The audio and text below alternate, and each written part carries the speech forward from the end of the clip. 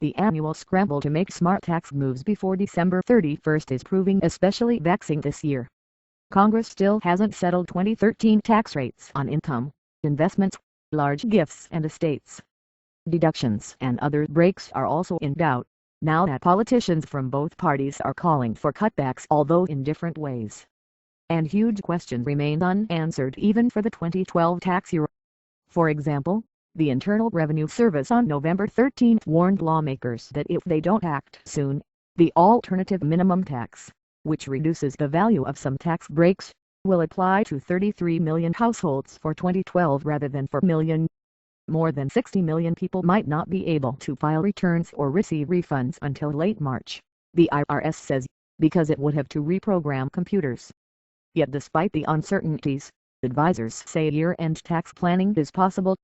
The best move this year, says Paul Jeffertsman, a tax specialist at accounting firm Anken, Block and Anken in New York, is to avoid crystal ball planning or thinking it's possible to know exactly what will happen.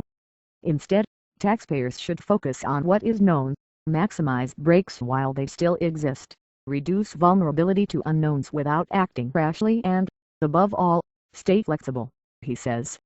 We know Congress has to reach a compromise, but we can know what it will be, he says. We do know that 2013 will mark the debut of the 3.8% flat levy on net investment income for joint filers with adjusted gross income of $250,000 or more, $200,000 for singles. Congress passed this levy, plus a 0.9% increase in Medicare tax for affluent earners, to help fund the massive 2010 healthcare changes. The tax introduces new layers of complexity into investors' planning. For more details, see box. Big unknowns include the top rates on long-term capital gains and qualified dividends, both now 15%. The rate on gains could hit 23.8% or more, and the rate on dividends could be as high as 43.4%. Because of the new 3.8% tax and possible higher rates, some tax specialists are again recommending that taxpayers seriously consider converting their taxable individual retirement accounts to tax-free Roth IRAs. The switch is the ultimate flexible tax move, because converters have until October 15, 2013 to reverse the conversion. For more details, see box. Meanwhile, there are few ways taxpayers can shrink 2012 taxes after December 31st, other than contributing to some retirement accounts or health savings accounts. Here are moves to consider before year-end, plus a few to avoid. Make charitable gifts. The best value often comes from donating appreciated assets, because donors can get a full deduction while skipping capital gains tax on the asset's growth.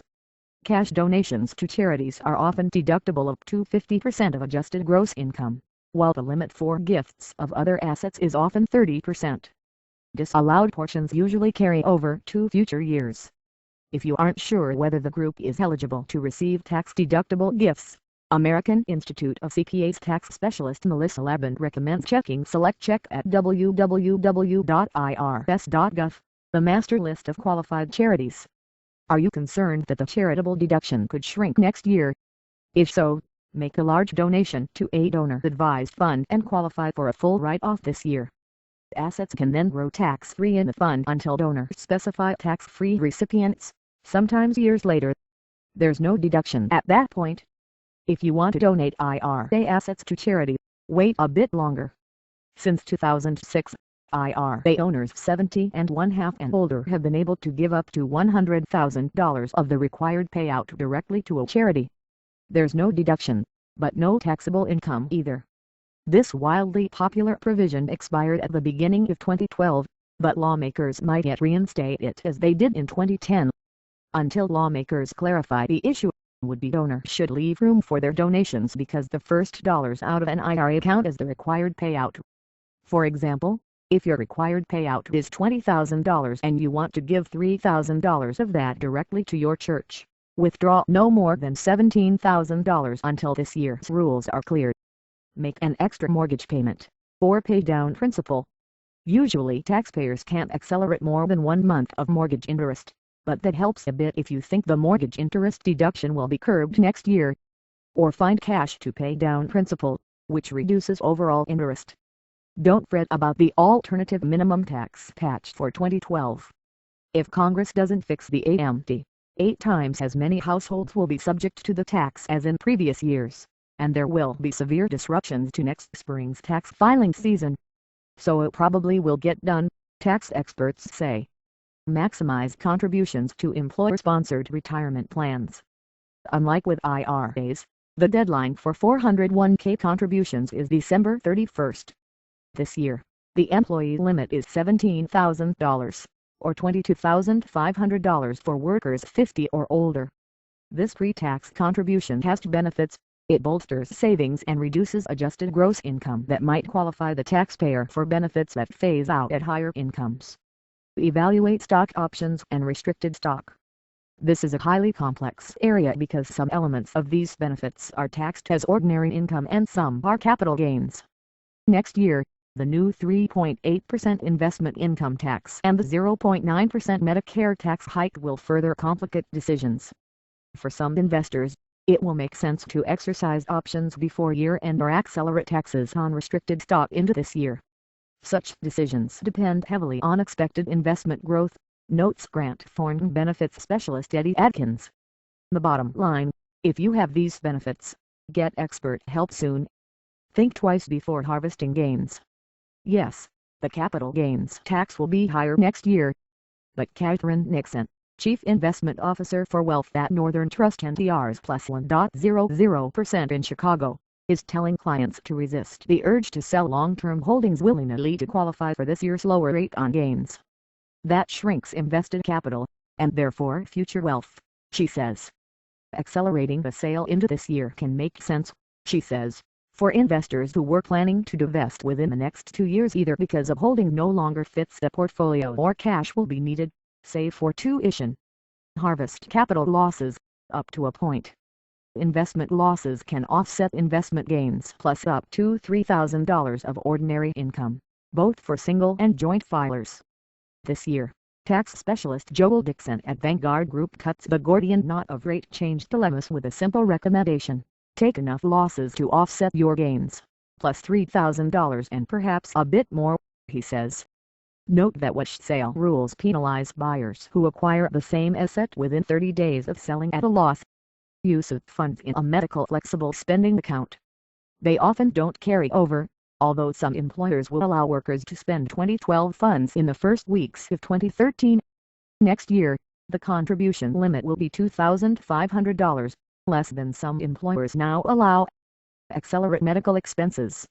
The threshold for deducting these expenses, now 7.5% of adjusted gross income 10% for AMT payers, rises to 10% next year for most taxpayers.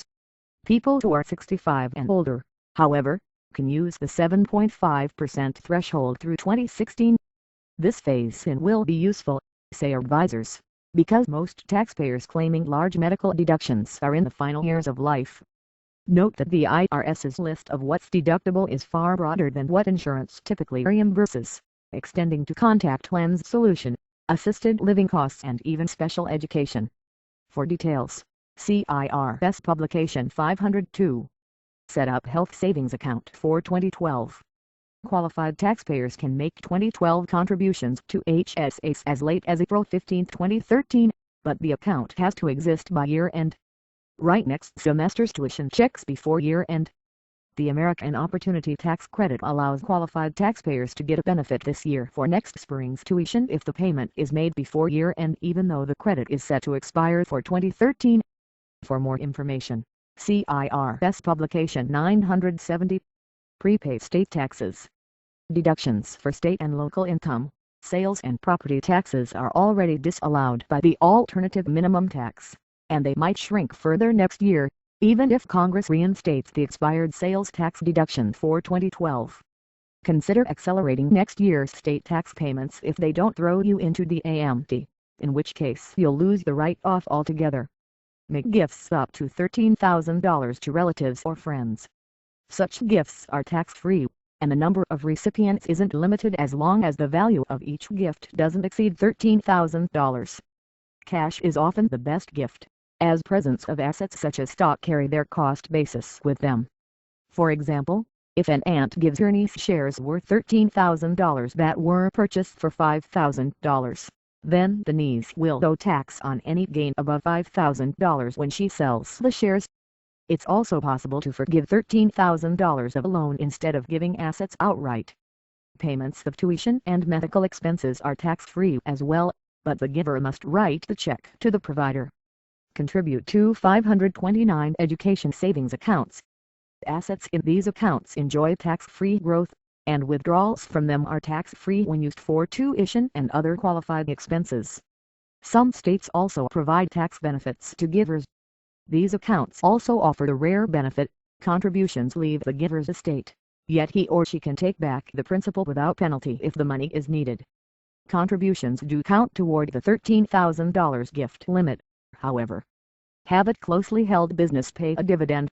With the dividend tax rate in flux, firms that are organized as C corporations or were C corporations but now are in Subchapter S format should consider paying dividends before year-end, says Chris Hesse of accounting firm Cliff Larson in Minneapolis. Buy depreciable equipment for a closely held business. Both bonus and Section 179 depreciation deductions are set to drop sharply in 2013.